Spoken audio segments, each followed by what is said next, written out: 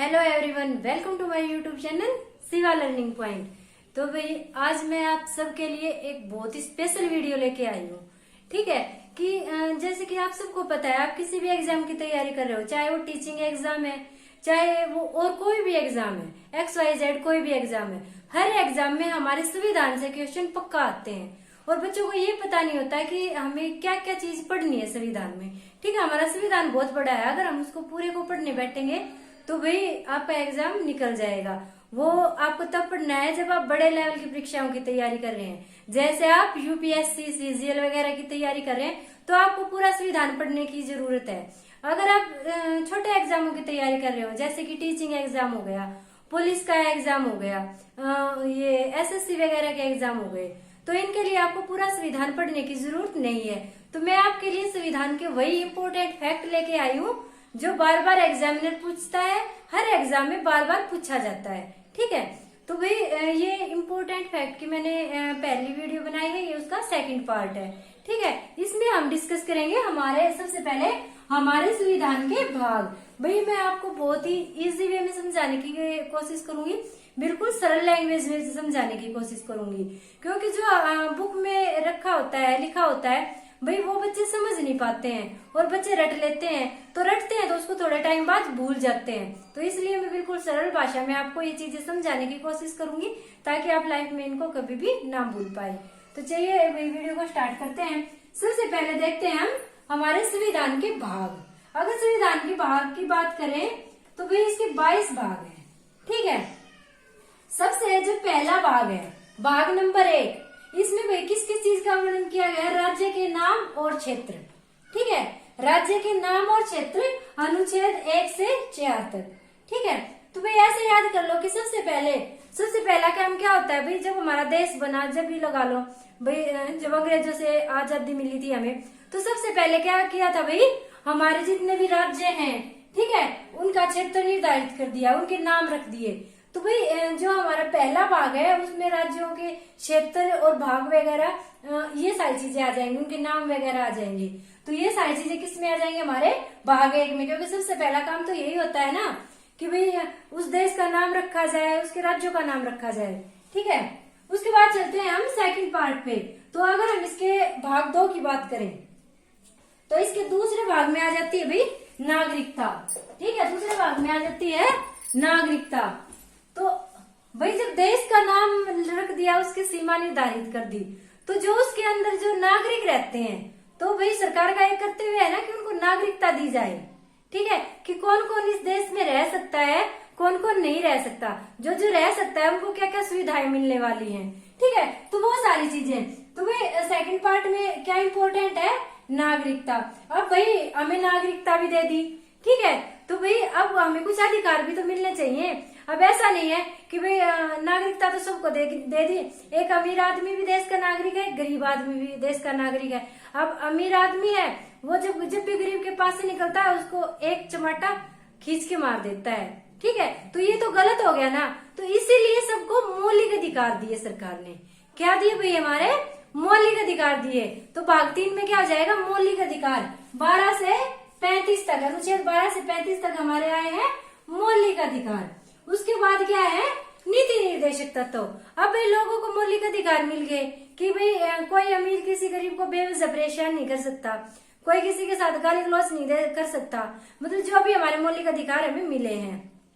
उसके बाद भाई नीति निर्देशक तत्व आए। भाई राज्य के भी तो कुछ कर्तव्य बनते हैं, ठीक है, अपने नागरिकों के प्रति कुछ कर्तव्य बनते हैं, और साथ में फिर हमारे मौलिक कर्तव्य भी आए इसी पार्ट में, भाग 4 में।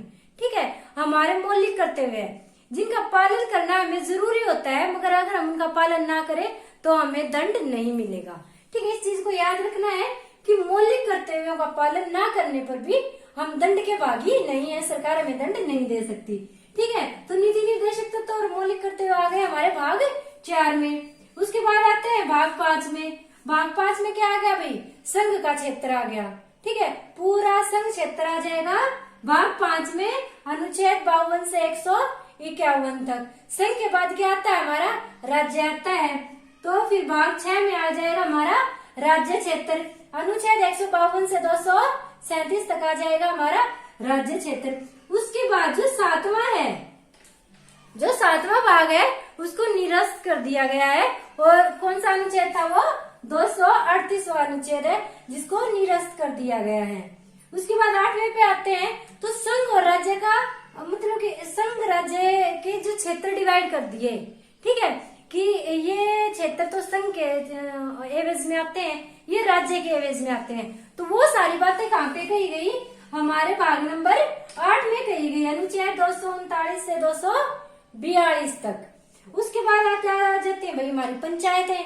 पंचायतें आगे 243 में। इन पंचायतों में ही फिर नगर पालिका भी आ जाती है, ठीक है, नगर पालिका भी आ जाती है भाग नंबर 9 में और अनुच्छेद 243 में। उसके बाद है अनुसूचित जनजाति क्षेत्र। हमारा अनुसूचित जनजाति क्षेत्र क्या किस में आ जाता है? 244 में। अब भाई पंचायत बना दी, शहरों में नगर पालिका बना दी, तो भाई जो अनुसूचित जाति जनजाति उनके लिए भी तो कानून बनाओ। तो वो सारी चीजें आ गई हमारी भाग नंबर 10 में। और उसके बाद आ जाते हैं संघ और राज्य के संबंध, ठीक है, संघ और राज्य के संबंध कैसे हैं वो बातें आ जाएंगी हमारी। उसके बाद आता है भाग नंबर 12। 12 में क्या आ जाता है? वित्त संपत्ति संबंधी जो अनुबंध होते हैं वो आ जाएंगे हमारे भाग 12 में, अनुच्छेद 264 से 300 तक। उसके बाद आता है भारत के अंदर का व्यापार, भाग नंबर 13 में। भाई इस लाइन के हैं सबसे इम्पोर्टेंट, मैं आपको बता दूं इस लाइन के सारे इम्पोर्टेंट है। एग्जामिनर ऐसे पूछ सकता है कि भाई ये बताओ जो पंचायतें हैं, ठीक है, वे संविधान के किस भाग से ली गई हैं? तो भाग नंबर 9 में है पंचायतें, ठीक है। जो हमारे मौलिक अधिकार हैं वे संविधान के किस भाग में वर्णित है? तो भाई भाग नंबर 3 में वर्णित है। इस टाइप से आ जाएंगे। तो भाई ये कम इम्पोर्टेंट है, फिर भी आप एक बार इनको रिवाइज कर लेना। जो इनमें ज्यादा इम्पोर्टेंट है मैं आपको वो साथ में बताती चलूंगी। तो अनुच्छेद 14, अनुच्छेद 14 में क्या आ जाएंगी? जो हमारे संघ राज्यों की सेवाएं हैं, अनुच्छेद 308 से 323 तक संघ राज्य की सेवाएं, जैसे कि ये यूपीएससी की वो एग्जाम करवाए जाते हैं, ठीक है, सिविल सेवकों के जो एग्जाम होते हैं, तो वो सारी चीजें आ जाती है संघ राज्यों की सेवाओं में। उसके बाद आता है भाग नंबर 15। भाग नंबर 15 किससे रिलेटेड है? चुनाव से, ठीक है, अनुच्छेद 324 से 329। ये इम्पोर्टेंट है, याद रख लेना, कई बार पूछा जा चुका है कि भाई चुनाव का वर्णन संविधान के किस भाग में है? तो भाग नंबर 15 में है। फिर क्या है? कुछ वर्गों के लिए विशेष प्रावधान किया गया है, भाग नंबर 16 में, अनुच्छेद 330 से 342 तक। उसके बाद ये इम्पोर्टेंट आता है हमारी राजभाषा। हमारी राजभाषा 343 से 351 अनुच्छेद तक, ये इम्पोर्टेंट है, याद कर लेना। फिर आते हैं हमारे आपातकालीन प्रावधान, ठीक है, जैसे कि लॉकडाउन वगैरह लगा देते हैं, तो वो किस में आ जाएगा? हमारा भाग 18 में, अनुच्छेद 52 से 360 तक। उसके बाद आ जाते हैं विविध प्रावधान, भाग नंबर 19 में 361 से 367 तक। फिर आता है संविधान संशोधन, ये भी इम्पोर्टेंट है भाई, कई बार पूछा जा चुका है कि जो संविधान संशोधन है वो संविधान के किस भाग में सम्मिलित है? तो वो भाग नंबर 20 में सम्मिलित है, ठीक है। और इसका अनुच्छेद भी पूछा जा चुका है कई बार, तो अनुच्छेद याद रख लेना है 368 से 378 तक संविधान संशोधन के बारे में वर्णन किया गया है। उसके बाद आता है भाग नंबर 21, ये भी इम्पोर्टेंट है, जैसे कि अस्थायी प्रावधान, जो अस्थायी लॉकडाउन लगा दिया जाता है, ठीक है, अस्थायी लॉकडाउन जो लगा दिया जाता है, तो वो 379 से 392 तक है। लास्ट में आता है 22वां, ये हमारा इतना इम्पोर्टेंट है नहीं, लास्ट का वैसे आप याद रख लेना। जो जैसे कि आप लेसन कंप्लीट करते हो, आपने पूरा लेसन कंप्लीट कर दिया, तो नीचे क्या होता है? जो संक्षिप्त नाम लिखे होते हैं हमारे बुक में होते हैं ना, मान लो ये कोई शब्द दे दिया, इसका हमें मतलब समझ में नहीं आया, तो वो बुक पे नीचे उसका अर्थ लिखा होता है, तो वही भाग नंबर 22 में है। संक्षिप्त शीर्षक है सबके, हिंदी पाठ है और निरीक्षण है, ठीक है। और अनुच्छेद है 393 और 394 में। ये थे हमारे संविधान के भाग। इनमें से देखो भाई इम्पोर्टेंट कौन से हैं? राज्यों के नाम क्षेत्र पहले में आ जाएंगे, नागरिकता दूसरे में, मौलिक अधिकार भाग नंबर 3, नीति निर्देशित तत्व और मौलिक कर्तव्य भाग नंबर 4। संघ क्षेत्र राज्य क्षेत्र नहीं पूछा जाएगा, संघ राज्य संबंध भी नहीं पूछेगा। पंचायत और नगर पालिका पूछी जाएंगे आपसे भाग नंबर 9 में, अनुच्छेद 243, ठीक है। अनुसूचित जाति और जनजाति क्षेत्र पूछा जाएगा। तो ये किसमें है?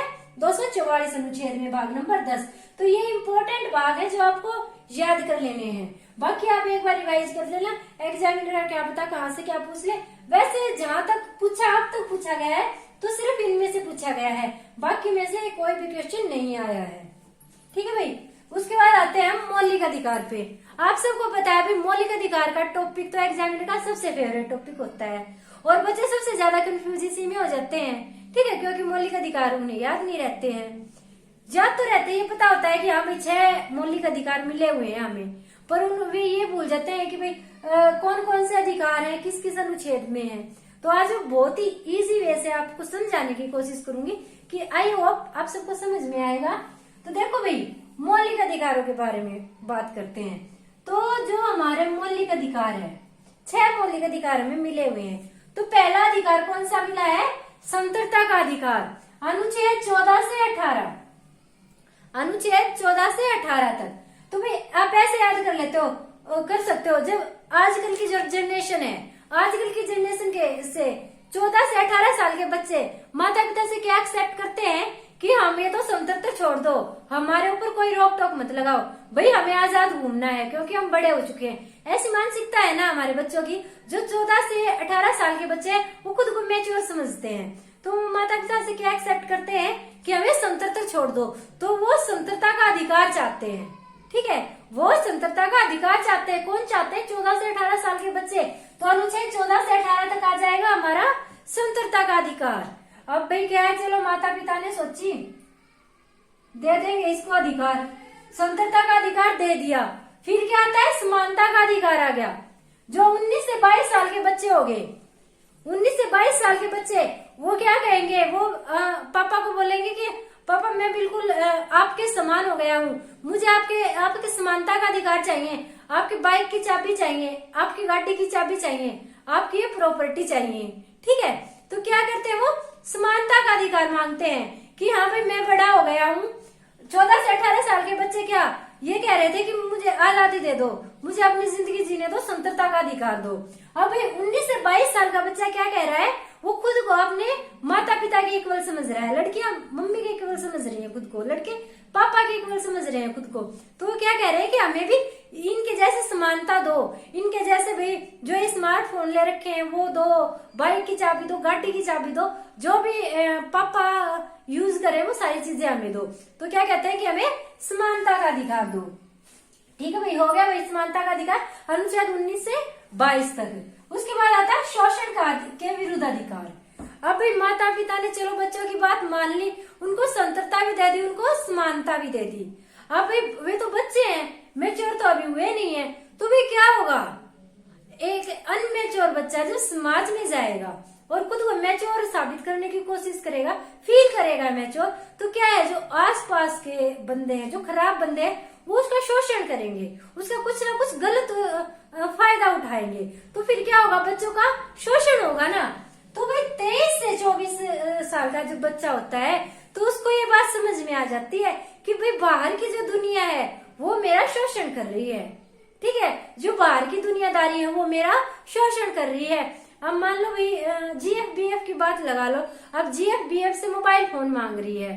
ठीक है, तो बाद में जाके जब वो 23-24 की एज में चला जाएगा BF, तो उसको ये समझ में आ जाएगा कि नहीं भाई ये लड़की तो तेरा शोषण कर रही है, तेरे से इतने खर्चे मांग रही है, तो ये तेरा शोषण कर रही है। तो अब बच्चे को क्या चाहिए? अब उसको शोषण के विरुद्ध अधिकार चाहिए। तो 23-24 में हमारा आ जाएगा शोषण के विरुद्ध अधिकार। 23-24 में आ जाएगा हमारा शोषण के विरुद्ध अधिकार। बच्चों को क्या चाहिए? जो उसका शोषण हो रहा है उसके विरुद्ध अधिकार चाहिए कि उसका शोषण ना हो। तो अनुच्छेद हो जाएगा 23 से 24। ठीक है भाई। उसके बाद आता है धार्मिक स्वतंत्रता का अधिकार। ठीक है, धार्मिक स्वतंत्रता का अधिकार। अब भाई उसका शोषण हो लिया, उसने शोषण के विरुद्ध अधिकार मांग लिया, अब बच्चा परेशान हो गया है, दुनियादारी से उसका मन उठ गया है। तो जब बच्चा 25 से 28 की एज में आएगा तो वो क्या कहेगा? वो अपने भगवान में अपनी स्तुति लगा लेगा कि हे भगवान मेरा करता धरता तो तू ही है, तुझे ही देखना है सब कुछ। तो उसको अब क्या चाहिए?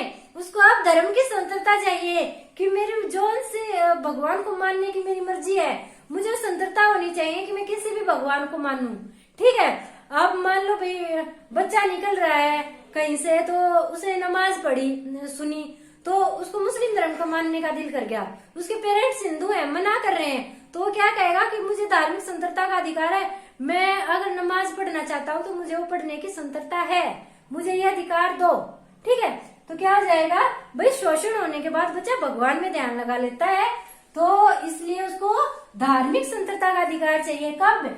25 से 28 की एज में धार्मिक स्वतंत्रता का अधिकार चाहिए।